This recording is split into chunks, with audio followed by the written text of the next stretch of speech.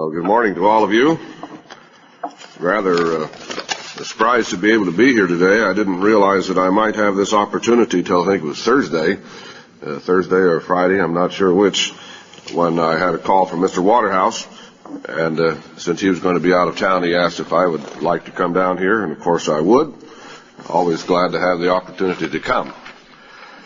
So that's the reason for my being here rather than someone else. I have the pastor's report here and would like to read 2 or 3 comments from it. The first one is from Mr. Richard Rice, who is in charge of mail processing at Pasadena. He says that the mail is still up in spite of the bad weather. Despite the serious weather in many parts of the country, our mail is holding up rather well. As a matter of fact, the weekly mail count as of February 10th was the best weekly figure since May of 1977. Apparently, those areas of the nation not affected by heavy snows are helping to keep the mail picture quite strong. Currently, we are receiving heavy responses to Mr. Ted Armstrong's co-worker letter of January 30th. After only 10 days, the co-worker response reached 16% and member response reached 30%. Many of those responding to the letter have been pleased and excited about the return to 30-minute daily radio programming. Numerous individuals have stated their hope that we will be able to go on the air in their area soon. That's all that I'm going to read from the pastor's report. But I have a letter that I would like to read to you. I know this letter will probably never reach you, but will be read by someone else. And by the way, this was a letter written to the Word. But, I'll start again. I know this letter will probably never reach you, but will be read by someone else. But I just had to sit down and write it anyway. You probably don't really realize just how upset some of us local brethren are. We keep hearing rumors about you, about other leading ministers, about the work, and we just can't seem to get any answers. It's rumored that you are getting married soon. You might have a general idea from that as to when this may have been written. It's rumored that you are getting married soon, and some say you're growing weaker and have several infirmities, but they don't reveal what these infirmities are and seem to want to keep it a secret. We have heard a good deal about the way the money is spent, and some say it is mishandled. And frankly, because of these and other suspicions, we have been placing our tithe money in the top drawer of our desk until we get some satisfaction. Further, terrible rumors are circulating about all the drinking that is going on, and whether you know it or not, your own local minister is looking the other way when one of our deacons is openly living with his own mother-in-law. And the whole congregation knows about it and talks about it openly. Recently, one of our deacons took one of our leading members to court. And we know of at least 3 marriages that have broken up in this congregation just within the past year. We just do not know what to do. With all these things happening, how can this really be God's church? With members leaving and even ministers leaving, how can this be the church of God? And all these things going on. And assigned Equippus and Crastus, 4 Narrow Drive, Corinthos, July 31st, 54 A.D. Addressed to the Apostle Paul. Well, obviously, Equippus and Crastus didn't write this letter, but someone in Corinth, as we call it, could have very well written a letter like this, around 54 A.D., because the points that are mentioned here, you'll find mentioned or referred to or implied primarily in the book of 1 Corinthians, but also in some other places. You may have thought, well, that was probably a letter that was written several months ago to Pasadena,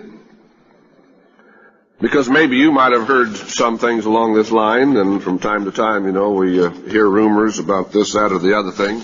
Seems like there's always some kind of a rumor going on about the work or about the leading people in the church. And so it would seem to fit very well, maybe, into current or recent circumstances in the church. Well, in reading that letter, oh, by the way, You'll notice that it's yellowed with age.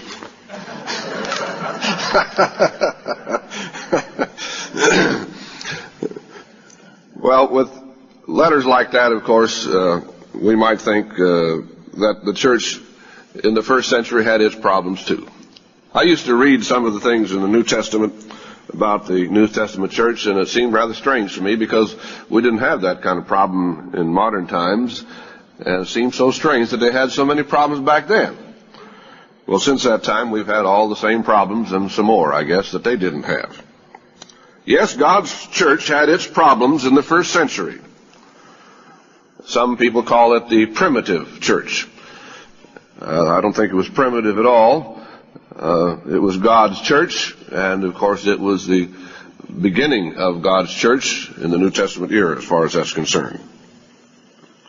But there are a lot of problems that New Testament church had, that it faced, people at that time went through. And as we look through the New Testament, covering a period, from about 31 A.D. up until the time of John, in the 90s even, less than 60 years, I would say, or around 60 years, and most of the events that you read in the book of Acts and the book of Corinthians and so on are maybe within 20 years or so, or 25 years, or a little longer, from the time that the church was founded, that most of those problems took place. And I want to go through some of the problems that they were having at that particular time.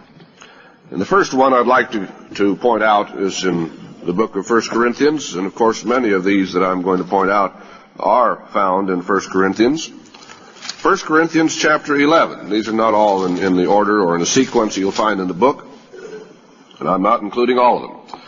1 Corinthians 11, verse 21. He's talking here about the Passover, which is not the Lord's Supper, by the way, as he says in verse 20. For in eating, everyone takes before others his own supper, and one is hungry and another is drunken. It seems rather strange to us, but here were people, or a person, I don't know how many, but at least one person that he is referring to here, who comes to the Passover in a drunken condition, if you can imagine such, in the church of God. Now, it's bad enough to have drunkenness at other times, but, especially at a very solemn occasion like this, the Passover, to have someone come drunk. You might say, well, that's inexcusable. How can this be the church of God if someone would do such as that? Now, let's turn to the 15th chapter. Do you realize that there were some people in the church who didn't even believe one of the major doctrines of the New Testament era? And what is that doctrine that was mentioned over and over and over again? That of the resurrection. First of the resurrection of Jesus Christ, and also of the general resurrection, the other resurrections. But some of the people in the church of Corinth didn't believe in the resurrection, if you can imagine such. Let's notice it, verse 12. Now if Christ be preached that he rose from the dead, how say some among you, some of you in the church at Corinth, that there is no resurrection of the dead? Well, if we had someone here in the church in Houston East maybe, who didn't believe in the resurrection of the dead, we might think, well, we ought to put such a person out of the church. But Paul was patient, and he realized that people were not perfect, and some of them had great errors in their thought and in their beliefs and so forth. And so he sets about, of course, to correct that and to mention here in great detail the subject of the resurrection, because here is that chapter that's so often called the resurrection chapter of the Bible. And maybe if that person did not exist, maybe if there was not a person or persons in the church at Corinth that did not believe in the resurrection, maybe we wouldn't have this beautiful chapter here, chapter 15, because very often, a minister will address the problems. And that's what he is addressing. Otherwise, maybe we wouldn't have some of the details that we have in this particular chapter that we don't find elsewhere. And, believe it or not, some of the people in Corinth were still carnal. Of course, now, none of you would be that way, would you? 1 Corinthians 3, verse 3. Well, I'm sure you wouldn't, but probably somebody sitting close to you is. 1 Corinthians 3, verse 3. He says, for you are yet carnal. Now, if a minister would come to you and tell you that personally, I suppose many of you would be rather offended. You know, it's easy for us to be offended, some of us it seems like, and especially if we're told, you know, you're carnal. Oh, that would be very hard to take, wouldn't it? But he doesn't stop there. Let's read the rest of the verse. For whereas there is among you envying. All right, so here's another point. There are some in the church who are envious. I wonder if any of us are envious here today.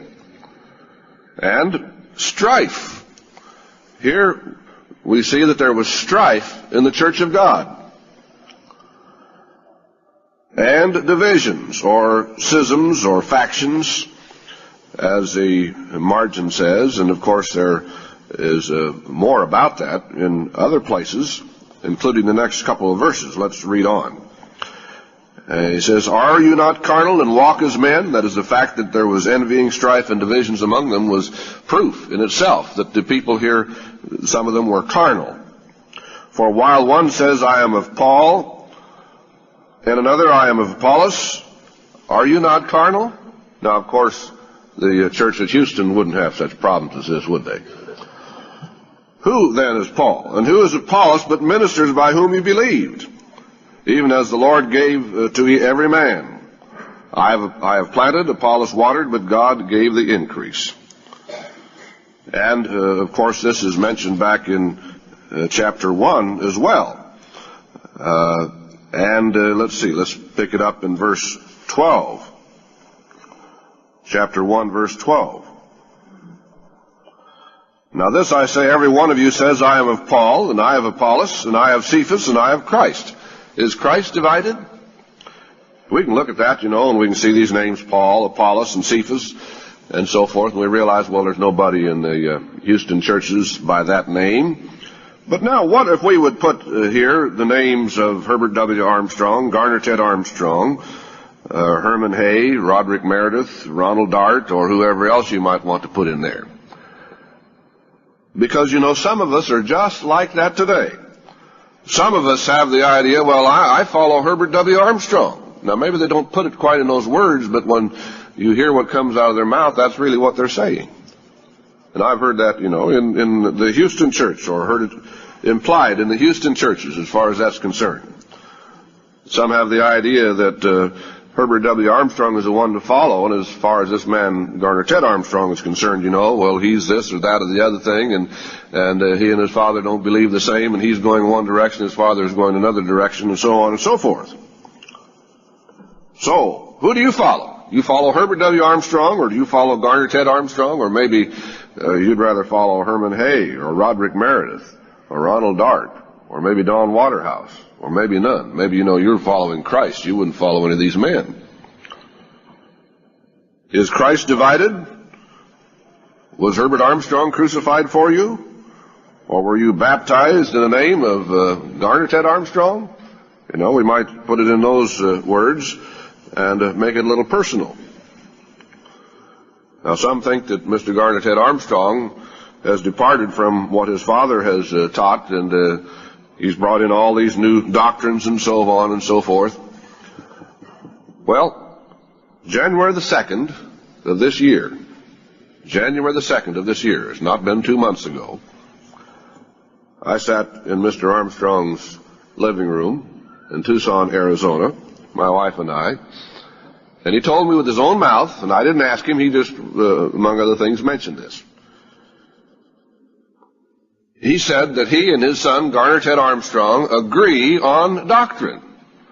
Now, all I can do is take what the man says with his own lips. And you can believe me or not if you want, as far as that's concerned. But we're so quick, you know, when there's something that's new or something is different, to think, oh, well, this is something new now, you know, this is the Laodicean church now. This isn't Philadelphia anymore. You know, we've done this or we've done that or we've done the other thing. We've gotten away from the faith that was once delivered to the saints and so on and so forth ad infinitum. Well, they had divisions back at that time, and you know there are some in God's church today, even in Houston, because we're trying to follow some man instead of following Jesus Christ. We ought to follow these men as they follow Christ, and if they don't follow Christ, then we better not follow them. We better go find somebody who is following Christ and follow them. Well, they had their divisions back at that time, just as we do today.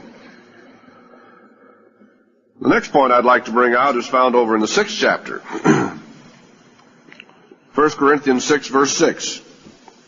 He says, brother goes to law with brother, and that before the unbelievers. Now, this is something that was referred to in the ancient letter that I just read to you. By the way, if you want to know who wrote that, I didn't write it. A fellow named Ted Armstrong, I guess, wrote that. At least he read it to the headquarters congregation in Pasadena about a year ago. And so I just wrote it off verbatim and read it to you.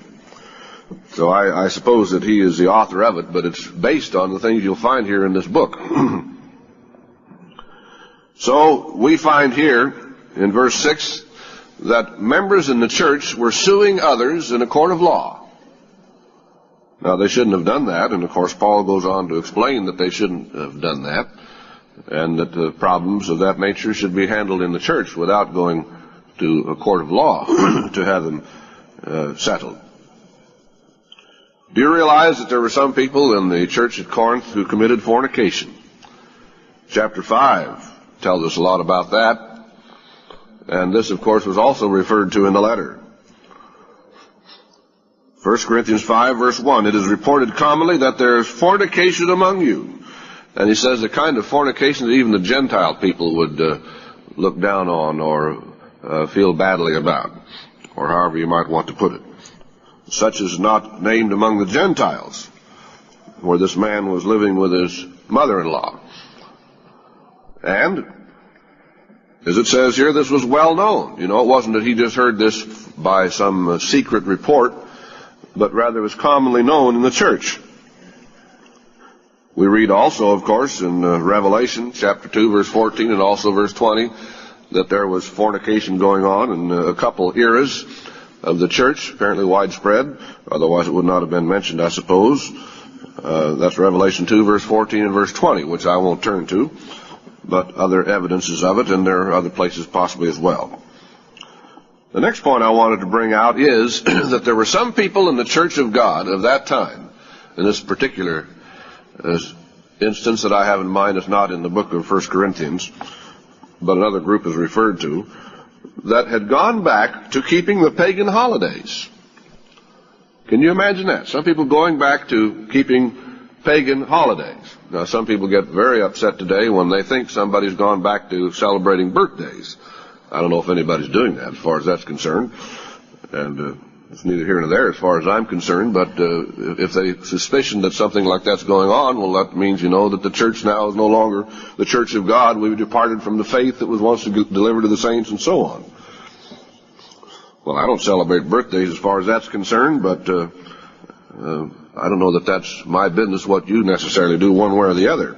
But let's notice these people who had gone back to keeping the holidays that they were originally observing. And where do you find that? Over in the book of Galatians. Galatians chapter 4 and verse 10. People apply this to the holy days of God, and of course if you read the context clearly, it shows that that is not the case.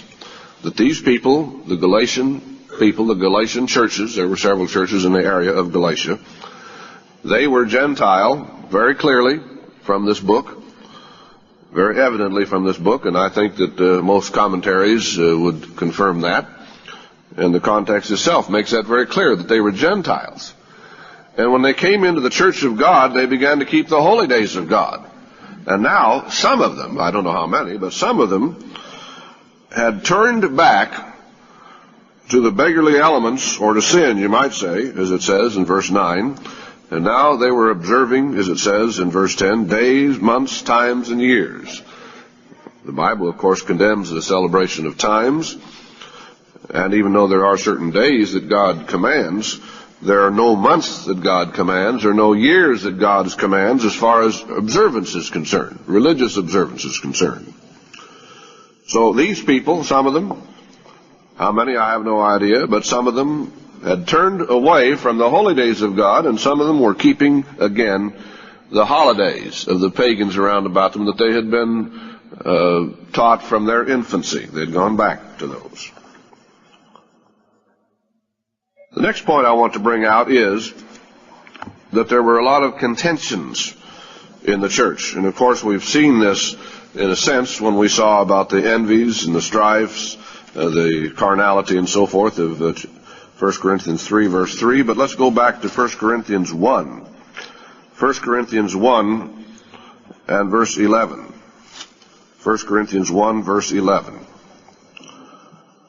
For it has been declared unto me of you, my brethren, by them which are of the house of Chloe, that there are contentions among you. Here were people contentious with one another, and of course he ties that in with those who are saying, well, I'm going to follow this person, and another one says, I'm going to follow somebody else, and in each case the person obviously feels that they are better than the other one, or that they're more spiritual.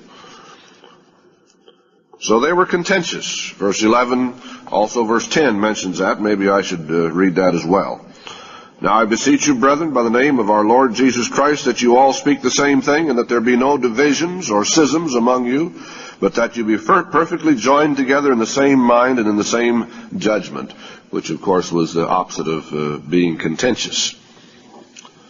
All right, we read, of course, in the Old Testament about how the people murmured. And this was one of the great sins, one of the great complaints God had against the people in the Old Testament times back there in the wilderness as they came out of the land of Egypt, going into the land of Palestine. But it's not limited just to the Old Testament. I'd like to show you that there were people murmuring in the church of Corinth. And, in this case it was not the church at Corinth, it was a headquarters church. Acts 6, verse 1. Acts 6, verse 1. And in those days, when the number of the disciples was multiplied, here the church was increasing dramatically, not just adding a few here and a few there, but it was multiplying. And so I guess from that, maybe it would be 100 in a local congregation, and then a year later maybe it would be 200 or 300 or 400 or whatever. When you say it was multiplied, that was a tremendous increase. And of course that brings problems when the church grows so rapidly. There arose a murmuring of the Grecians against the Hebrews. In this particular case, at that time, the church consisted of Jews, but some of them had a Greek background as far as culture is concerned. Others had a Hebrew background as far as culture is concerned. It wasn't that here were Greeks and Hebrews, Jews and Greeks quarreling and murmuring and so on, but rather Jews of these different kind of social and economic and other kinds of background, cultural background. And some of them thought that the disciples were being a little one-sided, that they were favoring one group over the other. There arose a murmuring of the Grecians against the Hebrews because their widows were neglected in the daily ministration. And they thought that here was an injustice being done, that the widows of one particular group were being neglected while the other group was being taken care of. Next point I would like to bring out is that back at that time there was sometimes open disagreement with the ministers. Now, let alone, any private disagreement, which might have been rumored about, or people might have talked about privately and maybe in their own homes, and the husband would tell the wife, well, I disagree with Pastor so-and-so or Elder so-and-so, and so on. But this was out in the open. Let's notice here chapter 15 of the book of Acts. Acts 15 and verse 1. And certain men which came down from Judea taught the brethren. They were teaching something now publicly to the people in the church, and said, except you be circumcised after the manner of Moses, you cannot be saved. Well, that must have been a pretty important thing, to come around to Gentiles. And of course these people from Judea, they came from the area of headquarters of Jerusalem of that particular time. And they were telling these Gentiles, unless you're circumcised, you cannot be saved. That's pretty important, isn't it? Everyone wants to be saved and be in God's kingdom. And so if someone comes from headquarters or from the environs of headquarters and says, you've got to do such and such, otherwise you're never going to be in God's kingdom, that could be rather important. When therefore Paul and Barnabas had no small dissension and disputation with them, they determined that Paul and Barnabas and certain other of them should go up to Jerusalem to the apostles and elders about this question. So here there was quite a controversy between Paul and Barnabas and these people, certain men. It doesn't say that they were ministers. They were just lay people of the church, I guess, who came from the area of headquarters. So here was an open disagreement of these people from the headquarters area, you might say out in a local congregation, in regard to a rather important doctrine, the doctrine of circumcision. And we'll come back to that doctrine a little bit later. And not only did some people have open disagreement with the ministers, but some of them also looked down on the ministry. Now, I won't take time to read all of this chapter, but just about the rest of this chapter deals with this point of where people were not only disagreeing with the ministers, in this particular case Paul, but they were looking down on them and judging them and condemning them. He says, "But with me it is a very small thing that I should be judged of you, or of man's judgment. Yea, I judge not my own self. For I know nothing by myself, yet am I not hereby justified," and so on. And then he mentions how that he has applied these things that he'd been talking about to himself and Apollos. And in verse 6, well, maybe I'd better start at the beginning of the verse. "And these things, brethren, I have in a figure," or sort of as a parable or a teaching, "transferred to myself and to Apollos for your sakes, that you might learn in us not to think of men above that which is written, that no one of you be puffed up for one against another." And they were puffed up, you might say, against Paul. Verse 8, he says, "Now you are full, now you are rich. You have reigned as kings without us." So he's showing here the attitude of mind that these people had. That they were, you might say, to use the words of Revelation, the 3rd chapter, rich and increased with goods, spiritual goods. They were rich, as it says here. And also they had already, you might say, begun their reign in God's kingdom. You know, they just sort of in their own mind exalted themselves as to that. And he says, "And I would to God that you did reign, and that we also might reign with you. For I think that God has set forth us apostles last, as it were appointed to death. For we are made a spectacle unto the world, and to angels, and to men."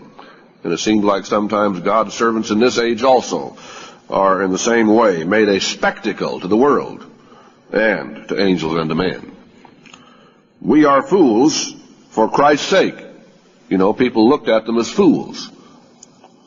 "But you are wise." They thought themselves wise. "We are weak." Paul is saying here, at least that's the way you look at us. "But you are strong." You think you are strong spiritually.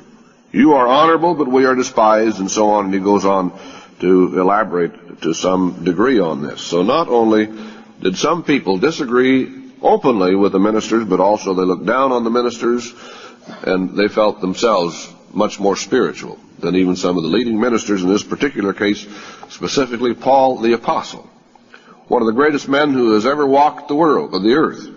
And yet some people, in their great feelings of vanity, exalted themselves above Paul and thought they were better than he was. And some of the brethren, to go a step further, were false brethren. Let's notice that in Galatians chapter 2. Galatians 2 and verse 4.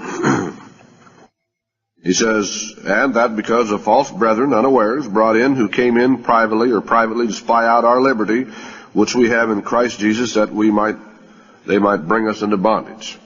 Now that's just one example. There are several other places, and I think particularly of some of the writings of the Apostle John and also of Jude, how that some crept in unawares, and in some cases not just false brethren, also false ministers. Another point. Some of the people in the church were unrepentant. This is in 2 Corinthians. 2 Corinthians 12.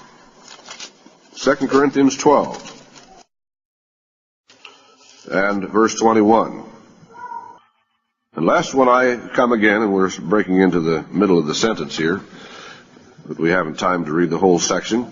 Unless when I come again, my God will humble me among you, and that I shall bewail many which have sinned already and have not repented. So they were unrepentant. Here were people in the church that originally had repented, been baptized, made a part of God's church, and now they had sinned, and they had not repented of that sin. Let's read on. They have not repented of the uncleanness, and so here are other things, other sins, other mistakes that some of the people were guilty of: uncleanness and fornication, which we've already seen, and lasciviousness, which they have committed. Now, of course, you might think when I read all of these things that I'm just reading about the bad things, and there are a lot of good things. Well, that's very true. I'm trying to point out some of the sins, some of the mistakes, some of the errors, some of the wrong attitudes that the church had at that time. Sometimes I think we have the idea that those people were perfect, they never made mistakes, and that they were different, maybe, than things are today. But they made their mistakes, they had their sins, just as we have our sins and our mistakes. Does that mean it was not God's church? Well, very obviously it was God's church. Now, I've shown you some of the things that the lay members of the church were guilty of. But some of the ministers also fell way short of the mark. Let me point out a few scriptures about that. First, let's turn to the book of Philippians. The book of Philippians, chapter 1. Philippians 1, verse 15. He says, "Some indeed preach Christ, even of envy and strife." And you might think, well, he's talking here about the false church. But I don't think he is. I think he's talking about the true church of God. That there were some ministers in the church who did preach Christ. You know, they didn't preach a false Christ. He says they preach Christ, even of envy and strife, and some also of goodwill.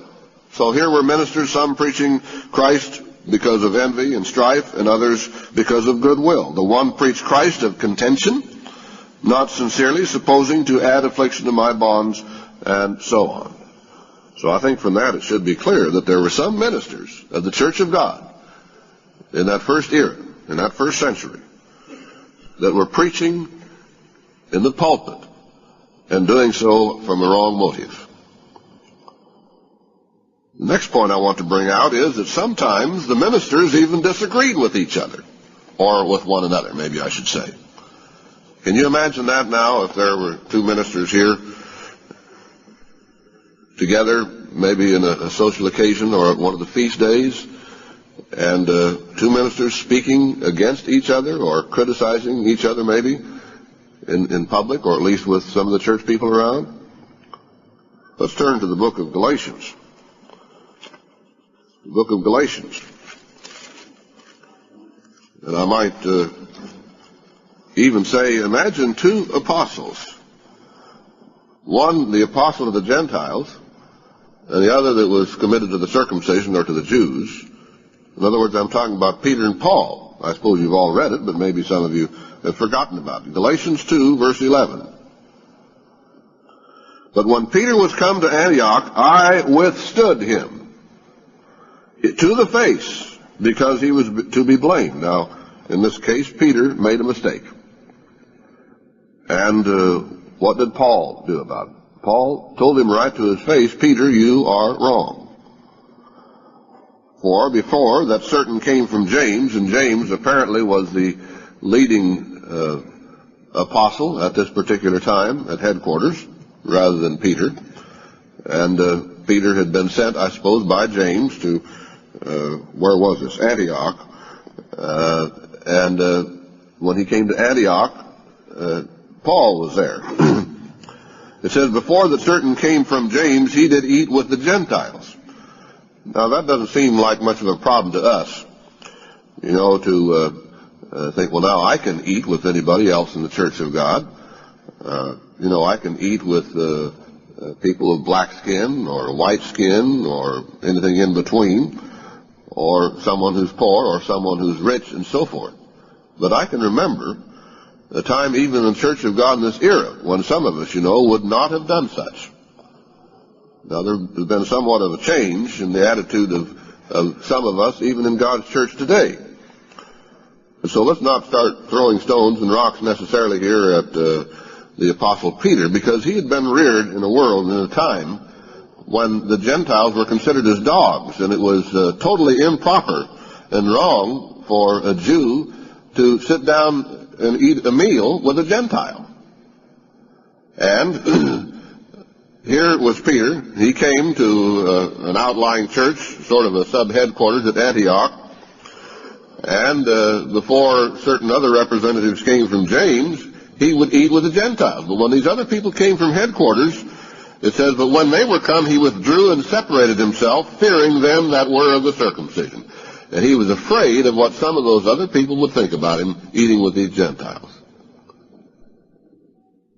And the other Jews dissembled likewise with him, insomuch that Barnabas also was carried away with their dissimulation. And so then he elaborates a little bit more on this and what the conclusion of all of this was. So here were two apostles of God who disagreed, or where one was wrong and the other was correcting him, if you can imagine something like that. Now, Paul, it seems like, he's the one that gets involved in that sort of thing in more than one occasion. Let's turn to Acts 15.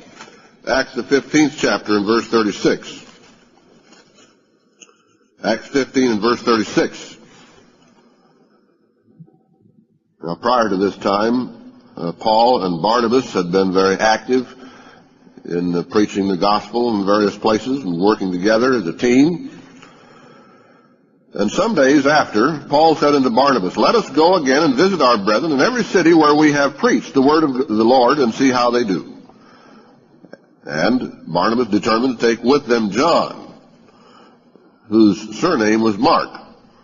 John Mark. Now, who is John Mark?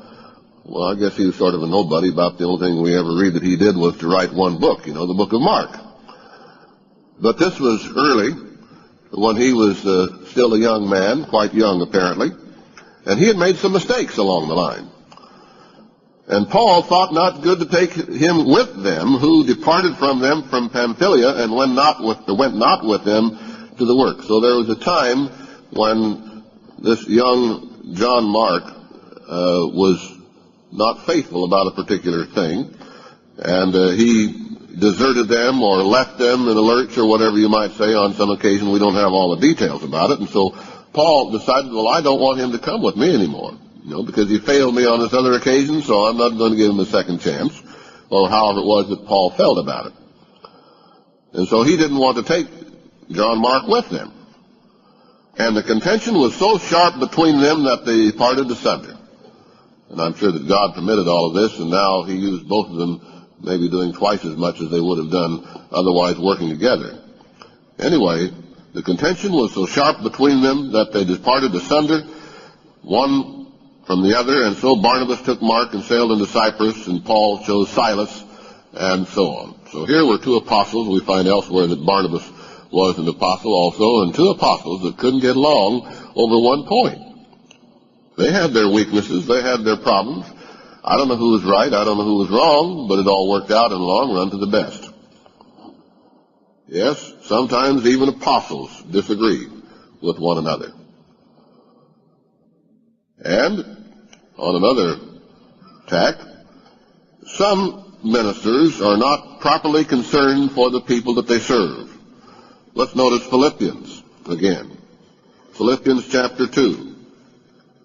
Philippians chapter 2. And let's start reading in verse 19.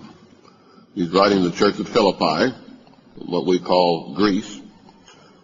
But I trust in the Lord Jesus to send Timotheus, or we call him Timothy, shortly unto you. So he says, I'm going to send this young evangelist Timothy over to Philippi there to help you, that I also may be of good comfort when I know your state. So he also wants to find out from Timothy how the church at Philippi is faring. For I have no man like-minded who will naturally care for your state. So he's saying, now this young man, Timothy, will really be concerned about you. He will have concern and empathy and sympathy for you and your problems and so forth. And I don't have anybody else like that in the ministry, is what he's saying. Here is the apostle of the Gentiles now, a man that raised up many churches that had many, I don't know how many, but he had many assistants or many men that he had trained and taught, many other ministers who went out just like Timothy and helped raise up more churches or to pastor those churches or whatever. He says, I don't have anybody like this man Timothy who will naturally care for your state and be concerned about you as he ought. For all, I guess he's saying that all the rest of the ministers, and I don't know how many there were, I don't know whether there was 1 or 2 or 5 or 50, but at least he says all seek their own, not the things which are Jesus Christ's. Now that's a sad state of affairs, and maybe this is rather late in Paul's work as far as that's concerned, but it was the state at that particular time. It shouldn't have been that way, but it was. You see, ministers then weren't perfect any more than they're perfect today. We have our problems. We're physical as well as you are. We have our shortcomings and our weaknesses that we're striving to overcome, and some of us succeed more than others in doing that. And some have a greater interest in one area than another. We're all different. I guess there's as much difference in the ministry as far as personality and likes and dislikes as there are of the lay members of the church. And some have greater concern than others. And because some don't have the concern they should, does that mean then it's not the church of God? I don't think so. Now, not only were some not concerned properly for the people in the ministry, but some like to be more important than the others. Let's notice that in the book of John, 3 John, chapter 9, verse 9. 3 John is just one chapter, of course, just 14 verses. 3 John, verse 9.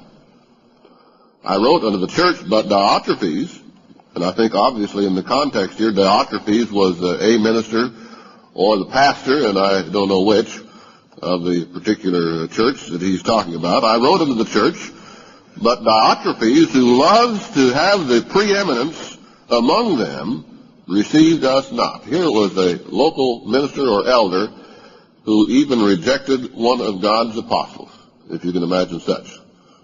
You might, of course, conclude that Diotrephes was in a very wretched condition, and of course he was.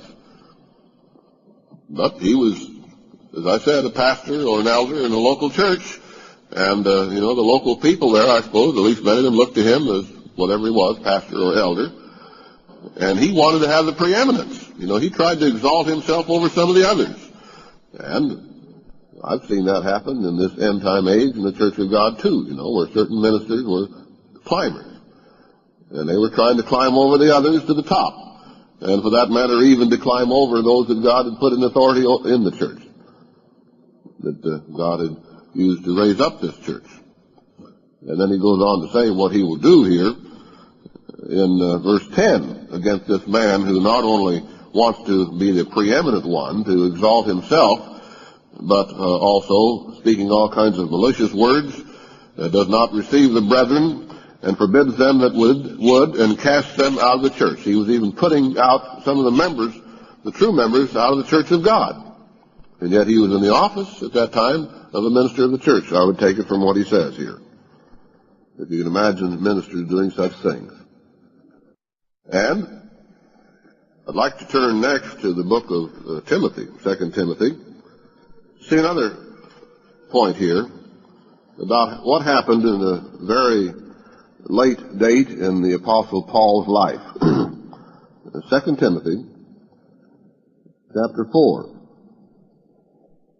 2 Timothy 4. Now, this is the time, when he exhorts Timothy in his final exhortation to preach the word and so on and so forth. And in verse 7, he says that I have fought a good fight. I have finished my course. I have kept the faith. And then he goes on to say that there's a crown of life that's reserved for him.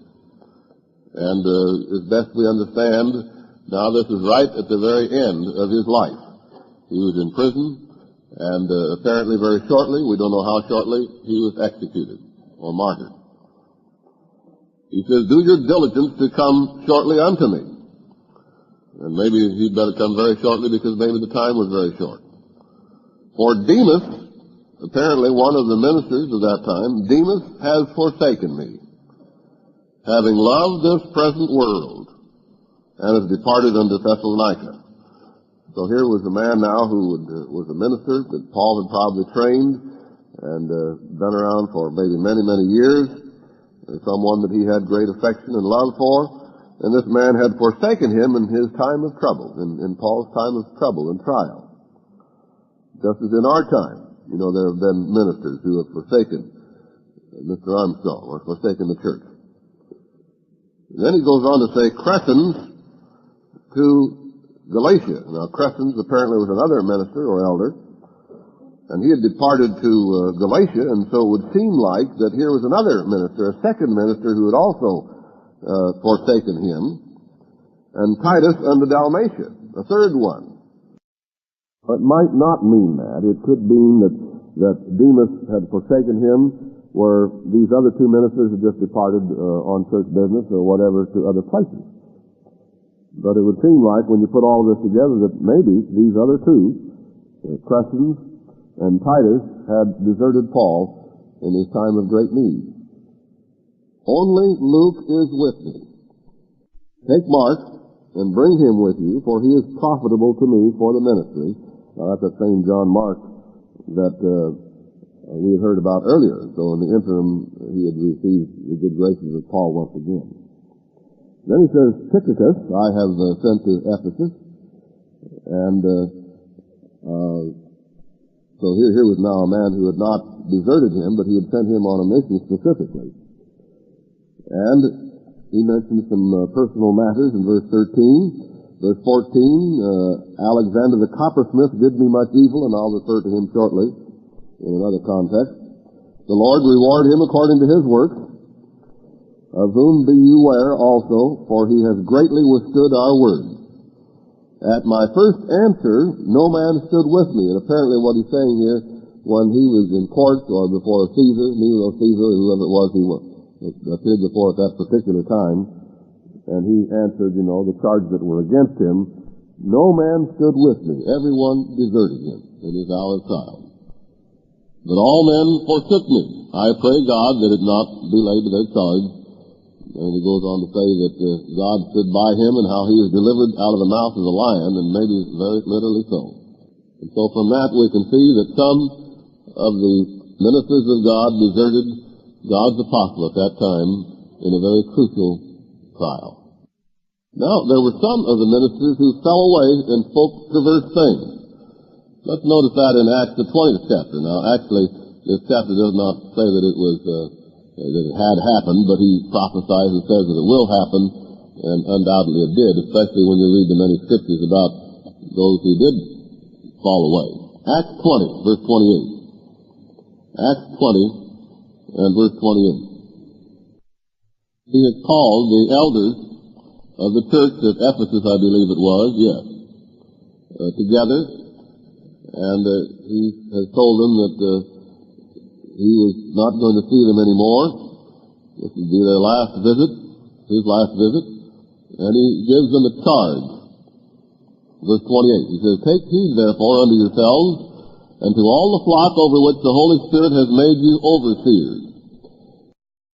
So they were elders, but they were even a little bit more than that. They were overseers. Maybe we would call them pastors, or senior pastors, or whatever, to feed the church of God, which he has purchased with his own blood. For I know this, that after my departing shall grievous wolves enter in among you, that is, in among you ministers, not sparing the flock. Also of your own selves, you who are overseers, you who are ministers, pastors, or whatever, of your own selves shall men arise, speaking perverse things, to draw away disciples after them. And he warns them about that and says that that's what's going to happen. And obviously he's telling them they should not do that. And it did happen. So some, even of the ministers of God, fell away, speaking perverse things.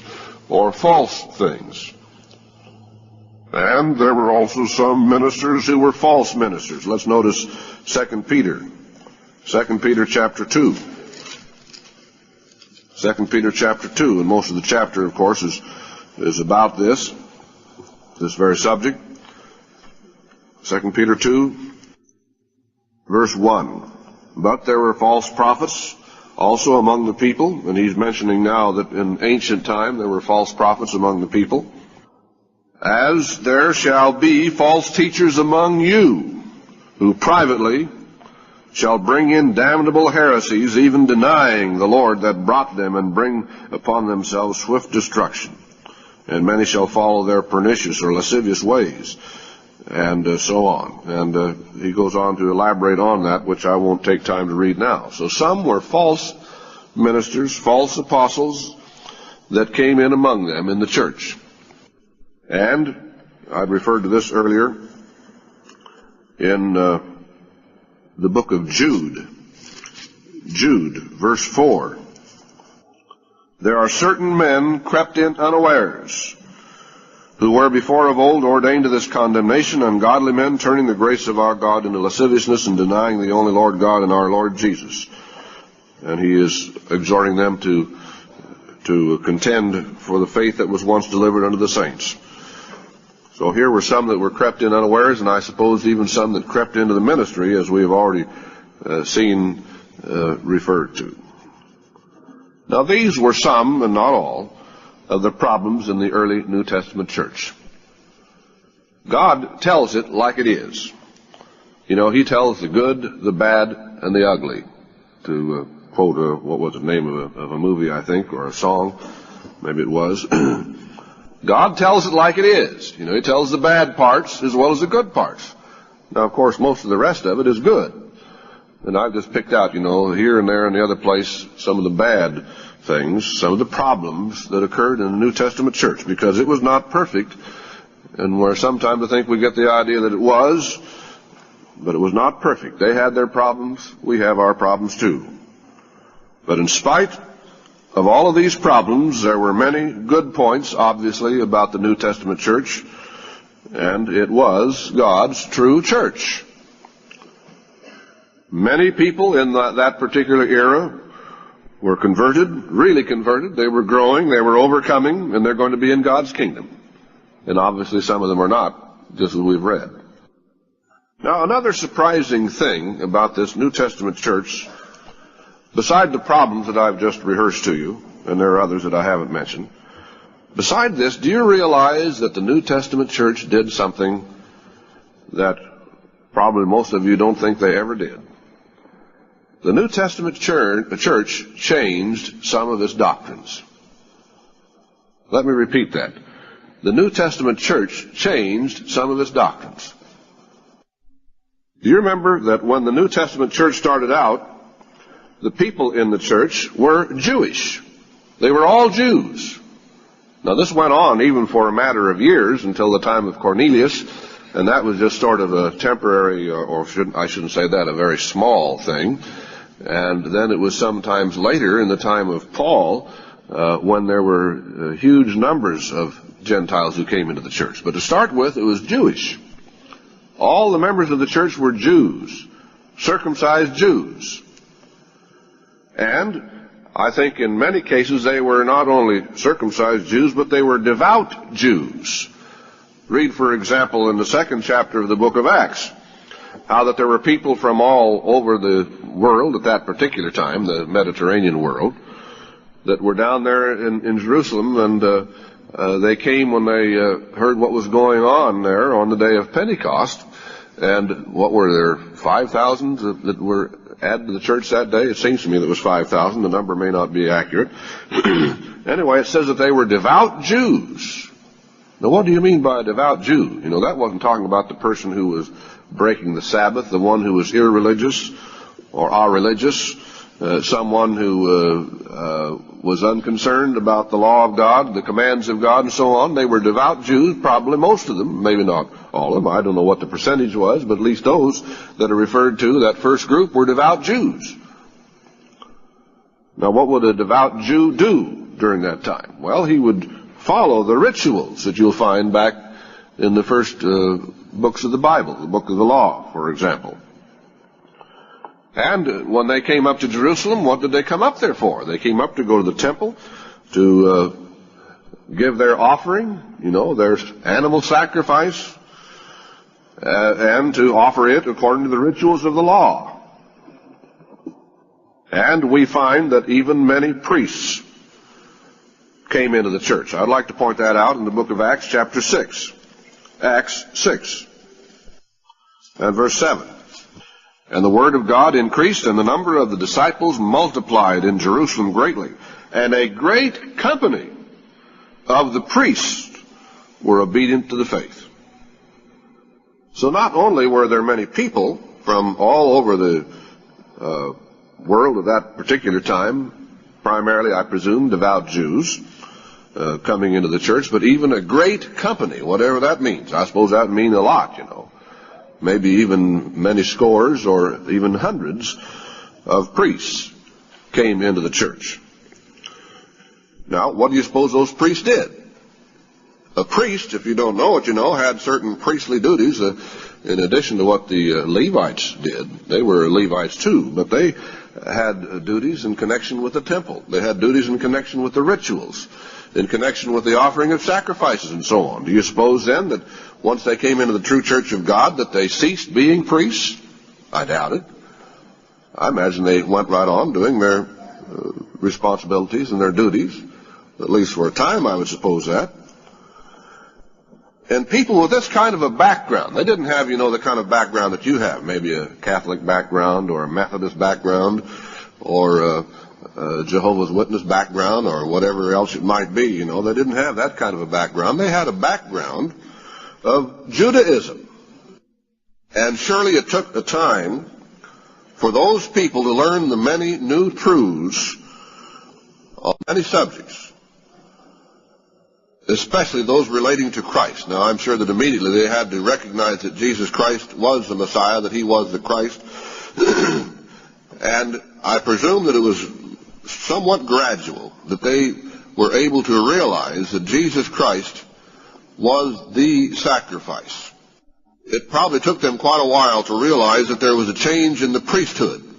And as far as the Bible is concerned, you have to go quite a ways. You have to go clear down to the writing of the book of Hebrews until it's spelled out. And I presume that when Paul, well, at least we assume Paul wrote the book of Hebrews, some would contend that, but that whole book, you might say, relates to such things as I'm talking about now. That maybe it's not until that time that the people really understood the relationship of Jesus Christ, the Messiah, and the fact that he is our high priest now, and to realize that he is our sacrifice, and that he is not after the order of Aaron, but he is after the order of Melchizedek, and he is our high priest in heaven, and so on. And maybe it wasn't spelled out very much until the time of the writing of the book of Hebrews. I don't know. You don't find very much about that in other areas as far as that's concerned. And so I presume that for decades that the church was continually learning new truth and understanding more fully about Christ and his place and his part in salvation and his part in Christianity and so forth. I'm sure that they didn't automatically, when they first say, well, I repent and I'm baptized, all of a sudden now that all of their lives, everything that they'd learned before, now all of a sudden they just make a total about-face, and all of those things are gone, any more than all of those things are gone from whatever it was that you were reared in, or that I was reared in. Some of those things still stay with us for the rest of our lives. They may be false, but it takes time to get rid of error. It takes time to overcome and to really understand and learn God's ways. It takes a lifetime, doesn't it? Now, I want to deal with just one specific issue at this point. Since Abraham, the Abraham of the book of Genesis, the father of the faithful, since Abraham was 99 years old, God's people had practiced the rite of circumcision. That's very evident. Any place you read on the subject is very, very evident. And if you, in that context, in that situation, in that environment, where you had been trained from the time you were a child, in fact, if you were a male child, you know, when you finally realized the facts, you would discover that you had been circumcised. You didn't have anything to do with it. Somebody else took care of it for you. And then when you would grow up and you would be a father and you'd have a child, and on the 8th day, that if he were a male, he would be circumcised. And this went on generation after generation after generation. And if you had been reared in that kind of a society, and if you would look in the Bible, and all the way from Genesis through it doesn't come to me all of a sudden here now. Chronicles. All the way from Genesis to Chronicles. Now you might say all the way from Genesis to Malachi, but that's not the arrangement of the books that they had. Second Chronicles was the end of the Old Testament. And all along there, everything you saw relating to circumcision showed you know that it was going to continue on and on and on perpetually and so on and so forth. And now consider yourself living in that environment. You would have been taken for granted, you know, that we should continue to be circumcised. But finally a problem arose in the church around 49 A.D. This was 18 years after the New Testament church had been established. 18 years had gone by, and now some people say you've got to be circumcised to be saved, and others said, no, you don't. Why didn't they find that out in 31 A.D.? It took them 18 years for this to become a problem or a controversy. And I just read to you about it briefly back there in Acts 15. Let's go back there again, Acts 15. Remember the controversy of these people that went up there to wherever Paul was this Antioch? I'm not sure. And the ones from Jerusalem said you had to be circumcised. And Paul and Barnabas talked with them about this. Maybe you might say argued. I don't know if that's the right word or not. And as a result of this, they and others went down to Jerusalem. They went to the headquarters church to now discuss this subject, whether it was required, and I think particularly here for Gentiles, because that's what he's talking about here in verse 3 and so on, whether they needed to be circumcised. Now, if you were living in that time, and you knew now all the apostles and the ministers at headquarters and so on, they're going to discuss this subject of circumcision. I think I'm going to study up on that subject too. So you go back and you start in the book of Genesis and you read every place you know where the subject of circumcision is mentioned, and what would you conclude? I'll guarantee you what you would conclude. That circumcision was required, is required, and always will be required. Well, you can look back on this and you can say, something else maybe. But you go back there and read the account. And you might try to take all of your arguments and write them down and so on, the scriptures you would use, pro or con. And poor old James, he probably wouldn't use the same kind of reasoning or the same scriptures you would use, I'll guarantee you. You read them and see what he used to finally prove his point. The decision was that they did not have to be circumcised. Now, talk about a shocker. I don't think we've had one in this age like that. Because here was a custom, here was a law, here was a practice that had dated from the time of Abraham, and those apostles up there in Jerusalem said that it's no longer necessary for salvation. And it doesn't say so, but I dare say that a lot of people left the church right there. Now, you probably don't think of it in that way because, you see, we look back at it historically. But try to put yourself in those people's shoes, and I think you would have to agree that that was a real shocker. That was a major change of doctrine of the Church of God. You realize that even in Old Testament times, there were some doctrinal changes. And how do we know that they were changes? Because Christ said they were changes. I want to mention one, it's the only one that comes to mind.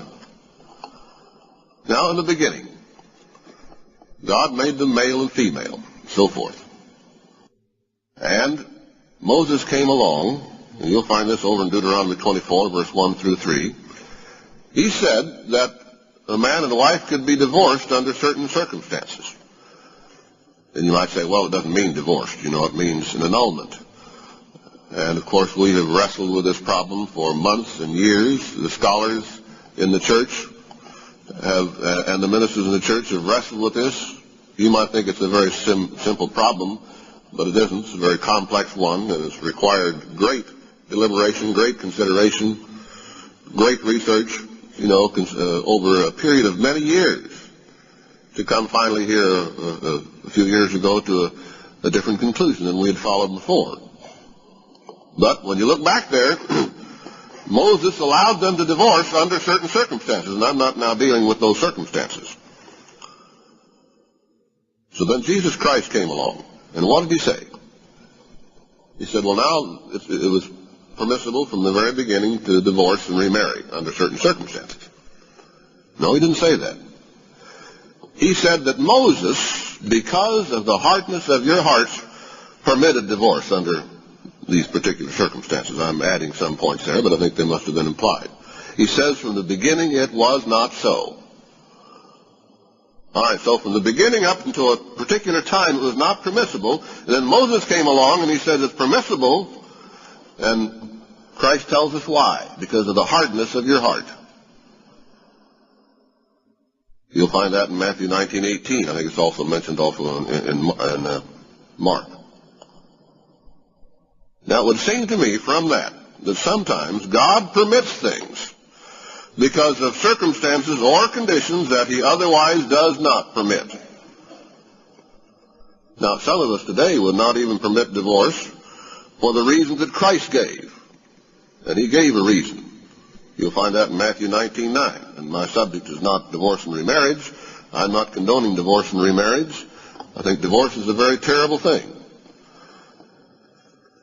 I would think that in many cases, maybe not every case, that it is a sin to do that. You have to qualify all of this with what Paul said in many other places as far as that's concerned. I'm not for divorce. I've been married going on 36 years, and I hope that I'll be married for the rest of my natural life. And then after that, in God's kingdom, I hope that my wife and I can work together through all eternity. So I'm not promoting divorce by any means. I think it's a very terrible tragedy. But I think some of us, not knowing the circumstances sometimes, might condemn somebody else for doing even what Christ permitted.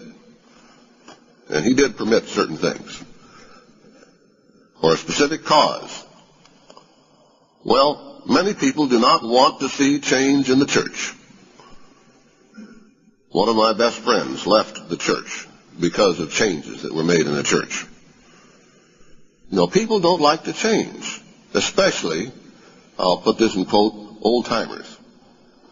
Like me. Since I came in the church in 1951, there have been change after change after change. And some think we never made any change until 2 or 3 or 4 years ago. Mr. Herbert Armstrong used to broadcast on even national TV. We were on the ABC network at one time for several months. And I've heard him time after time, and he would condemn the churches of this world for sticking to their old doctrines and saying that they would not change even when they saw they were wrong.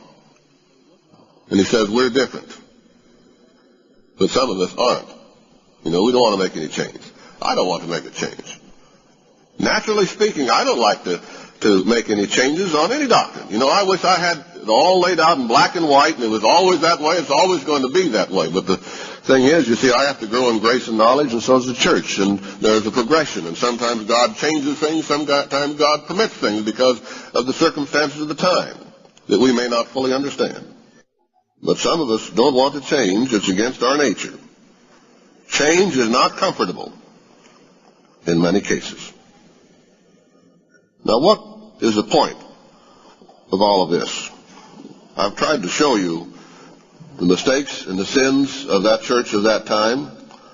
I've tried to show you, at least briefly, that they had to make changes, and some of them very traumatic changes, such as circumcision, and I'm sure that was a greater traumatic change than anything we've seen in our time. I've tried to show you these things and why.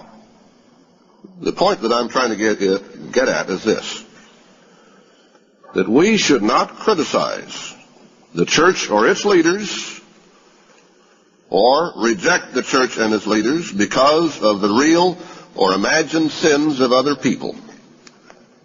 Now, that's one major point. And didn't I amply show you that there were many mistakes, there were many sins of that New Testament church? And if someone rejected the church because of those sins, they'd never be in God's kingdom. And I say the same thing for us today. If we criticize the church of God and its leaders or reject it because of the real or imagined sins of other people, we're not going to be in God's kingdom. Now, secondly, we should not criticize or reject the church or its leaders for changes that may come about, such as doctrine. That's usually the kind of change that bothers people. And you might say, oh, I don't like change. Well, I've tried to show you, that I don't like change either. I'd rather just go right down the same old rut, all the way to God's kingdom.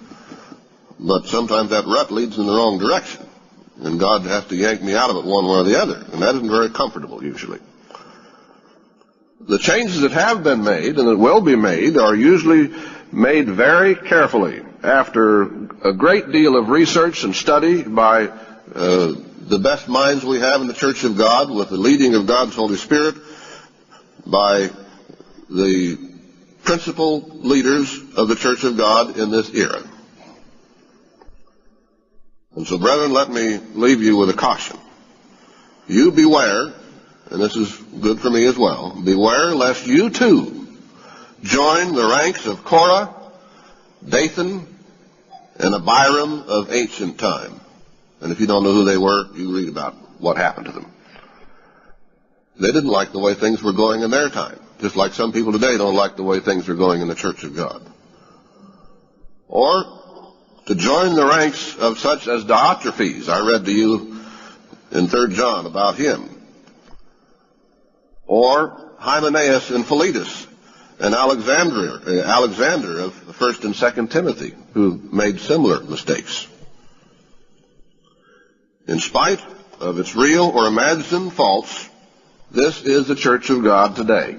I hope you've all proved that or are in the process of proving it. If it isn't the true Church of God, then you'd better go find that church and follow them, wherever they may be. But as long as this is the true Church of God, we had better stick with it. Let's be a part of this church. Let's be doing our part in doing the work and in personally growing and overcoming and endeavoring to make our calling and election sure. Additional programs and literature available at hwalibrary.com.